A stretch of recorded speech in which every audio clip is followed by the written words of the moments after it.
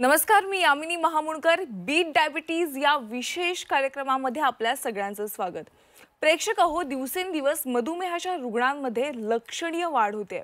कुटुंबातील एकाला तरी डायबिटीजचा त्रास हा असतोच. पण त्यामागील कारणं नेमकी काय आहेत आणि जर मधुमेह झाला असेल तर ते टाळायचं कसं, या संपूर्ण विषयावर आपण चर्चा करणार आहोत बीट डायबिटीज या कार्यक्रमाच्या माध्यमातून. मधुमेहाच्या गुंतागुंती टाळून पुढे राहा या विषयावर मार्गदर्शन करण्यासाठी आपल्या सोबत आहेत डॉक्टर अल्पना सोनी, डॉक्टर मंदार पंडित आणि डॉक्टर ओमकार पाटील. डॉक्टर, स्वागत आहे तुमचं. नमस्कार. नमस्कार. डॉक्टर अल्पना सोनी यांनी फेलोशिप इन डायबिटीज केलं असून मेटाबॉलिक फिजिशियन अँड डायबेटॉलॉजिस्ट कन्सल्टंट डायबेटॉलॉजिस्ट असून SL रहेजा हॉस्पिटल माहीम मुंबई येथे त्या कार्यरत आहेत. डॉक्टर मंदार पंडित यांनी UK मधून PGDED ही पदवी प्राप्त केली असून सध्या ते जळगावमधील पंडित मल्टीस्पेशालिटी हॉस्पिटल येथे consulting physician speciality in cardiology diabetes and intensive care unit म्हणून कार्यरत आहेत. डॉक्टर ओमकार पाटील यांनी CMC fellowship in critical care केलं असून तसंच कन्सल्टंट फिजिशियन असून साताऱ्यातील पल्स सुपर स्पेशालिटी हॉस्पिटल येथे डायबेटॉलॉजिस्ट अँड क्रिटिकल केअर कन्सल्टंट म्हणून ते कार्यरत आहेत. चला तर मग विषयाला सुरुवात करूया. डॉक्टर अल्पना सोनी यांना मला पहिला प्रश्न विचारायचा आहे. डॉक्टर, सगळ्यात महत्त्वाचा प्रश्न की मधुमेहाच्या गुंतागुंती टाळणं का महत्त्वाचं आहे? भारत हे जगातला डायबिटीज कॅपिटल आहे.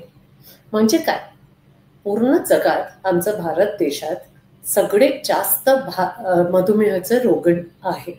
मधुमेह आणि प्री डायबिटीज ADA गाईडलाईन्समुळे म्हणतात की प्री डायबिटीज ते काळ ज्याच्यामध्ये HbA1c 5.7 आणि 6.4 मध्ये राहतो, ह्या टाईममध्ये पण मधुमेहाची गुंतागुंती दिसू शकतात. तर आम्हाला माहिती आहे की मधुमेह हृदय, डोळे, मूत्रपिंड आणि स्नायूवर परिणाम करू शकतात, ज्यामुळे आरोग्याचे गंभीर समस्या पैदा होऊ शकतात. गुंतागुंती टाळण्यामध्ये आम्ही जीवनाची गुणवत्ता तर सुधारू शकतात, पण आरोग्य खर्च पण कमी करू शकतात.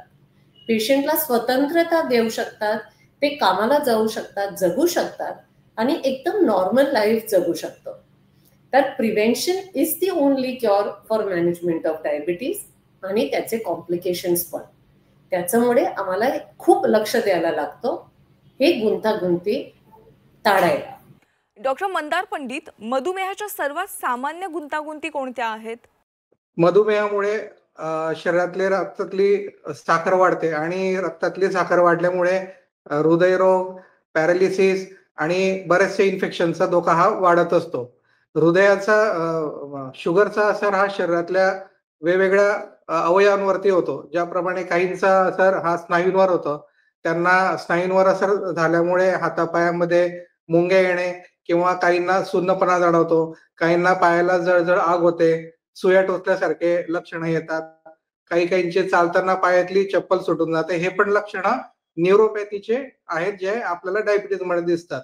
काहींना लघवीमध्ये जळजळ होणे, अतिप्रमाणात लघवी होणे, काहींना मूत्रपिंडाचे रोग होतात, ज्याला आपण नेफ्रोपॅथी म्हणतो. हे पण किडनीचे बरेचसे आजार आपल्याला डायबिटीज मध्ये दिसून येतात. डायबिटीजच्या पेशंटमध्ये बऱ्याचदा काहींना अंधुक दिसतं, तर त्यामध्ये त्यांना आपण डायबिटिक रेटिनोपॅथी म्हणतो. तर काही पेशंटला डायबिटीजमुळे अंधत्व येण्याची शक्यता असते. आय डिसीजेस आपल्या भारतामध्ये बरेचसे पेशंटला अंधत्व येण्याचं कारण हे डायबिटीज पण आहे, ज्याच्यामध्ये डायबिटीजमुळे काहींना कॅटरॅक्ट निर्माण होतात. काहींना पायांना जखमा बऱ्या प्रमाणात होऊ शकतात. पायांना जखमा आणि संसर्ग होण्याचे चान्सेस डायबिटीज मध्ये बऱ्यापैकी असतात. डॉक्टर ओमकार, मगाशी डॉक्टर अल्पना यांनी सांगितलं की रक्तामध्ये जेव्हा साखरेचं प्रमाण वाढतं त्यावेळेस मधुमेह होतो. तर उच्च रक्तातील साखर या गुंतागुंती का निर्माण करतात? उच्च रक्तातली साखर म्हणजे हायपरग्लायसेमिया. जेव्हा आपल्या रक्तातली साखर खूप जास्त प्रमाणात वाढते, ती साधारणतः जर का रक्तातली साखर 2 किंवा 3 महिन्यापेक्षा जास्त जर का खूप जास्त प्रमाणात राहिली, जर का आपला HbA1c ज्याला आपण म्हणतो 3 महिन्याची सरासरी, ती 3 महिन्याची सरासरी जर का आपली खूप जास्त राहत असेल, HbA1c जास्त राहत असेल, तर आपला ह्या सगळ्याचा परिणाम आपल्या रक्तवाहिनी आणि आपल्या बाकीच्या जे स्नायू आहेत त्याच्यावर व्हायला सुरुवात होते.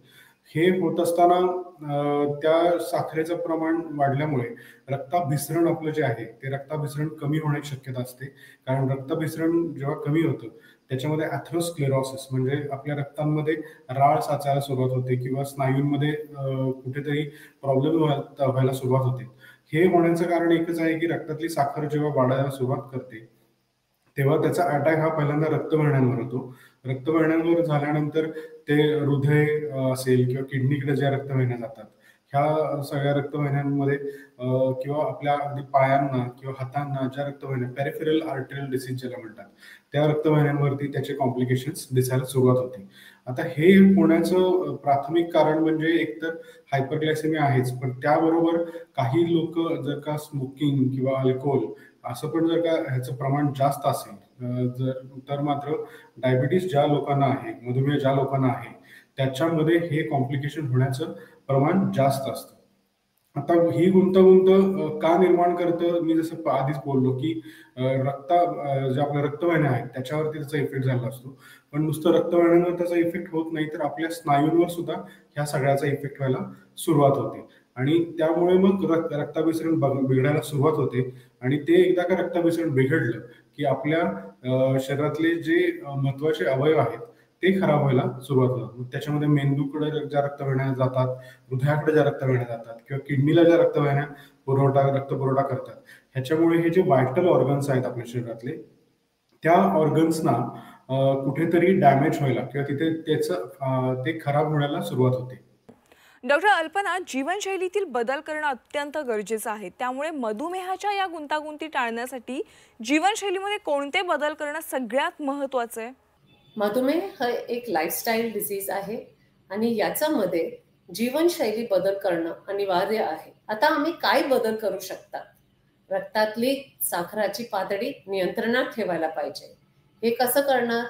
पथ्य, औषध, व्यायाम हे सगळं 3 गोष्टी एकत्र झालं तर मधुमेहाच्या कंट्रोलमध्ये राहणार. जे डाएटमध्ये पथ्य काय पाळायला पाहिजे? संपूर्ण धान्य, भाज्या, सॅलेड्स, कमी चरबीयुक्त प्रोटीनयुक्त आहार घ्या. फळं, ड्राय फ्रुट्स हे सगळ्यांचं सेवन करा. जे तेलाचं प्रमाण आहे ते 1/2 किलो पर पर्सन पर मंथ हे प्रमाणमध्ये वापर करा. लो ग्लायसेमिक इंडेक्स जेवणचं सेवन करा. दररोज किमान 30 मिनिटचा व्यायाम करत जा. जे व्यायाम आहे हे असलं असायला पाहिजे की तुम्हाला मजा येते करायला. तुम्ही पोहा किंवा सायकलिंग करा किंवा वॉकला जावा, झुंबा करा, योग करा, जे काही तुम्हाला आवडते तसली व्यायाम करा. फक्त एक गोष्ट आठवण ठेवा की एन्ड्युरन्स ट्रेनिंग किंवा मॅरेथॉन रनिंग असलं काही तुम्हाला व्यायाम करायचा आहे तर डॉक्टरचा सल्ला घ्या, मगच पुढे जायचं. आरोग्यदायक वजन ठेवा. वेट लॉस हे खूप इम्पॉर्टंट आहे मधुमेहाचं गुंतागुंती टाळण्यासाठी. धूम्रपान आणि मद्यपान हे टाळा. यांचं बरोबर मधुमेहाचे कॉम्प्लिकेशन्स खूप जास्त वाढवू शकतात. तर प्लीज यांच्याशी दूरच राहा. डॉक्टर मंदार, आपण पुढच्या प्रश्नाकडे वळूयात. मधुमेह असलेल्या व्यक्तीने किती वेळा वैद्यकीय तपासण्या कराव्यात?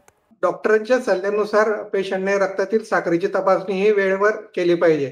ज्यांना अतिप्रमाणामध्ये डायबिटीज असतो किंवा शुगर वाढलेला असतं त्यांना डॉक्टर रेग्युलरली मंथली फॉलोअपला बोलवतात. ज्यांचे कंट्रोल असतात त्यांना अराउंड 3 महिन्याने आम्ही बोलवत असतो. त्याचप्रमाणे काही पेशंटला जसं आपण म्हटलं की डोळ्यांवरती पण शुगरचा असर होतो, त्याला आपण रेटिनोपॅथी म्हणतो. म्हणून आपण डोळ्यांची तपासणी देखील वर्षातून एकदा केली पाहिजे. त्याचप्रमाणे काहींना किडनीवरती पण असर असतो, त्याच्यामुळे वर्षातून किमान एकदा आपण रक्तातली क्रिएटिनिन लेवल चेक करतो किंवा किडनी फंक्शन टेस्ट ही आपण रिकमेंड करतो. त्याचप्रमाणे पायांची तपासणी पण महत्वाची असते डायबिटीजमध्ये. तर आपण फूट एक्झामिनेशन 6 महिन्यातून एकदा तरी पेशंटला ऍडवाइस करतो. त्याचप्रमाणे सगळ्यात महत्वाचा फॅक्टर म्हणजे हार्ट. तर डायबिटीसचा असर हा हृदयावरती बऱ्यापैकी येत असतो. ब्लॉकेजचे चान्सेस असतात. त्याप्रमाणे आपण त्यांना हार्टची रेग्युलर तपासणी करण्याचाही सल्ला देतो, जसा 2D इको किंवा स्ट्रेस टेस्ट या आपण पेशंटला पिरियडिक चेकअप करायला सल्ला देतो. डॉक्टर ओमकार, अत्यंत महत्त्वाचा प्रश्न आहे. ज्यांना मधुमेह झालेला आहे तर त्यांच्यासाठी हा प्रश्न अत्यंत महत्त्वाचा आहे की मधुमेहाच्या गुंतागुंती ज्या झालेल्या आहेत त्या मागे हटू शकतात का? यासाठी काय करायचं? डायबिटीसचे जे कॉम्प्लिकेशन्स आहेत, म्हणजे मधुमेहाचे जे मधुमेहामुळे जी गुंतागुंत आपल्या शरीरामध्ये निर्माण होते, ती रिव्हर्स होते का? तर जर आपल्या साखरेचं नियंत्रण चांगलं असेल, जर का मधुमेहाचं कार्यकाळ म्हणजे ड्युरेशन ऑफ डायबिटीस जर आपला खूप जास्त नसेल किंवा आपल्या रक्तातली साखर जर हायपरग्लायसिमिया ज्याला आपण म्हणतो ती जर का खूप जास्त काळ नसेल तर असे कॉम्प्लिकेशन्स रिव्हर्स करणं थोडं सोपं जातं. पण जर का असे कॉम्प्लिकेशन्स आपल्या मूत्रपिंडाला किंवा डोळ्याला जर का झालेले असतील, ज्याला डायबेटिक किडनी डिसीज किंवा डायबेटिक रेटानोपॅथी ज्याला म्हणतात, ते कॉम्प्लिकेशन्स रिव्हर्स करणं थोडंसं अवघड जातं. पण बाकीचे जे कॉम्प्लिकेशन्स आहेत, जे जर का आपल्या मधुमेहाचा कार्यकाळ जर का कमी असेल आणि जर आपण मधुमेह योग्य प्रमाणात नियंत्रणात ठेवत असू. आता नियंत्रणात ठेवत असू म्हणजे काय? तर आपण रेग्युलरली आपलं फास्टिंग आणि पीपी म्हणजे उपाशी पोटीची शुगर आणि जेवणानंतर शुगर ही जर का आपली नियंत्रणात असेल किंवा आपला HbA1c म्हणजे 3 महिन्याची जी आपली सरासरी आहे ती जर का नियंत्रणात असेल तर हे कॉम्प्लिकेशन्स रिव्हर्स व्हायला मदत होते. पण जर हे कॉम्प्लिकेशन्स डोळ्याला किंवा हे कॉम्प्लिकेशन्स मूत्रपिंडाला म्हणजे किडनीला जर का होत असतील तर ते रिव्हर्स करणं थोडंसं पॉसिबल होत नाही किंवा ते उलटवता येणं शक्य नसतं. त्यामुळे शक्यतो हे कॉम्प्लिकेशन्स होऊ नये म्हणून मधुमेहींनी आपली रक्तातली साखर जी आहे ती नियंत्रणात ठेवणे हाच त्यासाठी एक ऍक्च्युली बेस्ट उपाय आहे. त्याच्यामुळे एकतर हे कॉम्प्लिकेशन्स होत नाहीत आणि जरी झाले तरी जर का ते लवकर समजले तर त्याला रिव्हर्स करणं थोडंसं कुठेतरी सोपं जातं किंवा त्याला उलटवण्यात आपल्याला काही जास्त धोका होत नाही. कारण कसं आहे की हे जे कॉम्प्लिकेशन्स आहेत हे डायरेक्टली आपल्या हृदयावर, आपल्या मेंदूवर, आपल्या किडनीवर, डोळ्यांवर, आपले जे मूलभूत जे अवयव आहेत शरीराचे त्याच्यावरती हे आघात करत असतात.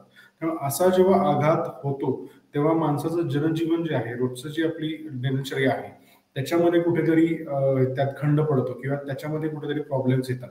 त्यामुळे ही गुंतागुंत रिव्हर्सिबल सगळ्याच गोष्टीत पॉसिबल नाहीये. म्हणजे जसं मी म्हटलं आधी सुरुवातीला की मूत्रपिंड आणि डोळ्यांमध्ये ती पॉसिबल नाहीये. पण बाकीच्या इथे जर का कुठं होत असेल किंवा ते जर का अर्ली डिटेक्शन लवकरात लवकर जर आपल्याला समजलं आणि जर आपण आपली रक्तातली साखर नियंत्रणात ठेवली तर नक्कीच ते परत उलटवता येऊ शकतात. डॉक्टर अल्पना, मधुमेह नियंत्रणासाठी औषधांचं किती महत्त्व आहे? मधुमेह यांच्यासाठी भरपूर औषध अवेलेबल आहे. ते तोंडी घेऊ शकतात किंवा इंजेक्शन असू शकतात. जे तोंडी घेऊ शकता औषधं ते व्हेरियस प्रकारचे असतात. म्हणजे सल्फोनिलयुरिया असू शकते, मेटफॉर्मिन असू शकते, DPP-4 इनहिबिटर्स असू शकतात किंवा SGLT2 इनहिबिटर्स असू शकतात. इंजेक्टेबल जे असतात ते इन्सुलिन आहेत. मला माहिती आहे पेशंट्सला इन्सुलिन किंवा इंजेक्शनशी खूप घाबरतात, पण आजच्या तारखेमध्ये असले यंत्र आहे ज्याच्याशी अजिबात दुखत नाही, जे स्मार्ट इन्सुलिन पेन्स असतात. एक नवीन यंत्र आलंय ज्यांना आम्ही इन्सुलिन पंप म्हणतात. याच्याशी डायरेक्टली पोटात इंजेक्शन जातो आणि आर्टिफिशियल पॅनक्रियास सारखी वागतो. रक्तातली साखर, रक्तदाब आणि कोलेस्ट्रॉलला नियंत्रणामध्ये ठेवण्यासाठी हे सगळे औषधांचं खूप महत्व असते आणि ह्याच्यामुळे गुंतागुंतीचं धोका कमी होऊ शकतो. एक मोठी गोष्ट जे आम्हाला आठवण ठेवायला पाहिजे की डॉक्टरच्या सल्ल्याशिवाय कुठल्याही औषधला कमी, जास्त किंवा बदलू किंवा बंद हे असं अजिबात करायचं नाही आहे. हे सगळं औषध असल्याबरोबर आम्हाला MNT म्हणजे मेडिकल न्यूट्रिशनल थेरपीचा पण भाग घेऊ शकतात. डॉक्टर, मधुमेह असलेल्या लोकांसाठी पायांची काळजी का आवश्यक आहे? डॉक्टर मंदार. मधुमेह असलेल्या पेशंटला आपण ज्याप्रमाणे म्हटलं की न्यूरोपॅथीचे चान्सेस असतात. न्यूरोपॅथी म्हणजे जे आपल्या पायाच्या नसा आहेत त्या कुठेतरी कमजोर होतात. त्याप्रमाणे त्या पेशंटला जे सेन्सेशन असतं पायाचं ते सेन्सेशन कुठेतरी कमी होतं. त्यामुळे पेशंटला चालताना बऱ्याचदा आपल्याला पायाला काही जखम झाली असेल तर ते समजत नाही. आणि ती जखम हळूहळू मोठी होते, कारण की त्याला सेन्सेशन कमी असतात. तर आपल्याला डायबिटीज पेशंटला पायामध्ये आपण प्रॉपर शूज वेअर केले पाहिजे किंवा चप्पल वेअर केले पाहिजे, जे ज्याला टाय असेल. तर बऱ्याचदा कसं होतं, पेशंट चालताना पेशंटची पायातली चप्पल निघून जाते, त्याला त्याचं सेन्सेशन जाणवत नाही आणि मग त्याला त्याप्रमाणे तिथे जखम होण्याचे चान्सेस जास्त असतात. म्हणून आपण आपल्या पायांची तपासणी आणि त्याची स्वच्छता ठेवणं गरजेचं आहे. प्रॉपर शूज वेअर करणं गरजेचं आहे. कारण डायबिटीज पेशंटला जर जखम झाली, तर त्याला जर शुगर कंट्रोलमध्ये नसेल, तर ती जखम भरायलाही वेळ लागतो आणि काही वेळेस पायाचे आपल्याला ऑपरेशन पण लागू शकतात, ज्याला आपण डिब्रिडमेंट करण्याची गरज पडू शकते, याप्रमाणे आपण सांगतो. डॉक्टर, सध्या सर्वांनाच तणावाचा देखील खूप त्रास होतोय, त्यामुळे तणावाचा मधुमेह आणि त्याच्या गुंतागुंतीवर कसा परिणाम होतो? डॉक्टर ओमकार, तुम्ही काय सांगाल यावर? ताणतणाव म्हणजे आता आपण बघतोय की आपल्या रोजच्या जनजीवनात प्रत्येकाला तणाव आहे. म्हणजे तणावाखाली कोणी नाही असं तरी मला अजून कोणता व्यक्ती भेटलेला नाही. म्हणजे कुठलंही प्रोफेशन असो, आता सध्या ताणतणाव लोकांना खूप आहे. ताणतणावामुळे रक्तातली साखर तर खूप वाढतेच, पण तो ताणतणाव जर का आपण नियंत्रणात ठेवला, मग तो नियंत्रणात ठेवण्यासाठी योगा, व्यायाम, रोजचा डेली एक्सरसाइज किंवा काय प्राणायाम असतील, ह्याचा जर का अवलंबन केलं, तर आपण ही रक्तातली साखर नियंत्रणात ठेवू शकतो. आता ताणतणाव कंट्रोल करणं हे किंवा ताणतणाव होऊ नये म्हणून आपण आपले प्रोफेशनल हजार्ड्स जे आहेत किंवा प्रोफेशनमुळे जर का ताणतणाव राहत असेल, तर मी आता बरेच पेशंट असे पाहतोय की ज्यांना झोपेचे प्रॉब्लेम आहेत, झोप लागत नाही किंवा झोप येत नाही, निद्रानाश ज्याला आपण म्हणतो. त्याच्यामुळे आपली फास्टिंग ब्लड शुगर म्हणजे सकाळी उपाशीपोटीची जी शुगर आहे ती वाढत जाते आणि ती वाढल्यामुळे त्याचा इफेक्ट पुढच्या म्हणजे आपल्या जेवणानंतरच्या साखरेवरती होतो आणि पीपी ज्याला पोस्ट प्रँडिल म्हणतात, ती शुगर कुठेतरी वाढत जाते. त्यामुळे नक्कीच ताणतणावाचा आपल्या शुगरवरती म्हणजे आपल्या मधुमेहामध्ये किंवा आपल्या रक्तातल्या साखरेवरती त्याचा परिणाम होतो.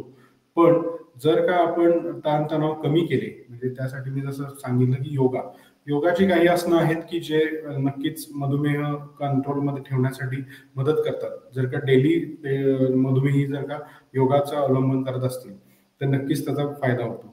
डेली एक्सरसाइज मध्ये मी सांगेन की ब्रिस्क वॉक म्हणजे तुम्ही चालत राहा, तुम्हाला हव्या त्या स्पीडने, हव्या त्या गतीने तुम्ही चाला, न थांबता चालत राहा. जर का खूपच धाप लागत असेल तर तुम्ही ब्रेक घेऊ शकता, पण ब्रिस्क वॉक जर का केला तर नक्कीच तुमची उपाशीपोटी शुगर किंवा इन जनरल कुठलीही शुगर नियंत्रणात राहण्यासाठी त्याचा मदत होते. तिसरा उपाय मी जसं म्हटलं की आपण जर का योगा सोबत जर का प्राणायाम म्हणजे ध्यानधारणा जर का केली, तर तो ताण कुठेतरी नक्कीच कमी व्हायला सुरुवात होते. ताण जर का कमी झाला तर त्याचा जो इफेक्ट आपल्या शरीरावरती होतो म्हणजे रक्तातली साखर वाढणे. आता कसं होतं की ताणतणाव वाढला की रक्तातली साखर वाढते, त्याचा परिणाम हृदयावरती होतो, त्याचा परिणाम मेंदूवरती होतो. आणि शेवटी असं म्हटलं जातं की मधुमेह आणि हाय बीपी म्हणजे ज्याला आपण ब्लड प्रेशर म्हणतो, हायपरटेन्शन, हे हातात हात घालून चालत असतात. त्यामुळे जेव्हा एखादा व्यक्ती खूप जास्त ताणतणावाखाली असतो, त्याची रक्तातली साखर तर वाढतेच, पण त्यासोबत हे बाकीचे जे आजार आहेत तेच त्यासोबत अनुषंगाने येण्यास सुरुवात होते. त्यामुळे ताणतणाव जो आहे तो आपण एकतर त्याचा परिणाम रोखता आला पाहिजे आणि त्याचा परिणाम होत असेल आपल्या शरीरावरती, तर योगा, डेली एक्सरसाइज आणि प्राणायाम याचा जर का आपण उपयोग करून घेतला तर नक्कीच आपल्या रक्तातली साखर नियंत्रणात राहू शकते. डॉक्टर अल्पना, मधुमेहाच्या गुंतागुंतींची लक्षणे कोणती आहेत? कसं ओळखायचं की मधुमेहाचं प्रमाण वाढलंय किंवा मधुमेहाची सुरुवात झालीये? तर आम्हाला माहिती आहे की मधुमेह प्रत्येक ऑर्गनवर असं टाकू शकतो.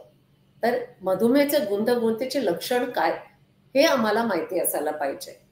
अस्पष्ट किंवा अचानक दृष्टीमध्ये बदलाव किंवा हातपायामध्ये मुंगी जाणवणे किंवा सुन्नपणा जाणवणे किंवा कधी इतकं होऊन जातो की पाय बधीर होतो. पेशंट क्लिनिकमध्ये येताना आम्ही बघतात की मोठं जखम आहे आणि पेशंट म्हणतो की मला माहीतच नाही, मला अजिबात दुखलं नाही आणि याच्यामुळे गँग्रीन असू शकतो.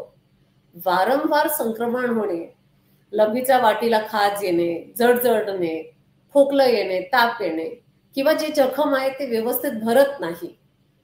कधी कधी पेशंट्सला श्वास लागतो किंवा छातीमध्ये वेदना असते, हे हार्ट अटॅक किंवा कार्डियक फेलरचे लक्षण असू शकतात, हे आम्हाला लक्षात ठेवायला पाहिजे. पाय सुजणं किंवा लघवीचे सवय बदलणे किंवा सडनली लघवीचं प्रमाण खूपच कमी झालेलं, हे पण किडनी डिसीजचे लक्षण असू शकतात. काही असले लक्षण तुम्हाला दिसले तर ताबडतोब डॉक्टरची सल्ला घ्या आणि त्याच्यावर उपचार करा. डॉक्टर मंदार, डॉक्टर अल्पना यांनी जी लक्षणे सांगितली ती लक्षणे आढळल्यास काय करावं? ज्याप्रमाणे आपण म्हटलं, पेशंटला डायबिटीज जर असेल तर डायबिटीजचा असर पेशंटच्या हृदयावरती, स्नायूंवरती, डोळ्यांवरती, किडनीवरती आणि स्वादुपिंडावरती ह्या अवयवांवरती असर होत असतो. त्याप्रमाणे जर आपण त्यांचा रेग्युलर चेकअप ठेवला तर आपल्याला डायबिटीजचे कॉम्प्लिकेशन जे होणार आहेत ते आपल्याला कुठेतरी टाळता येतात. त्यामुळे आपण डॉक्टरांच्या सल्ल्यानुसार रेग्युलर चेकअप केला पाहिजे. तपासणी जर आपण रेग्युलर करत गेले तर आपल्याला होणारे गंभीर नुकसान आपल्याला टाळता येते आणि आपल्याला दीर्घकालीन आयुष्य, आपलं आरोग्य सुधारता येते. डॉक्टर, आज आपण तिघांनी देखील झी 24 तासच्या या कार्यक्रमात मधुमेहावर नियंत्रण कसं आणायचं यावर योग्य मार्गदर्शन केलं, त्याबद्दल आपले मनापासून आभार आहेत. धन्यवाद. बीट डायबिटीज या कार्यक्रमामध्ये वेळ झाली आज इथेच थांबण्याची. ताज्या घडामोडींसाठी तुम्ही पाहत राहा झी 24 तास.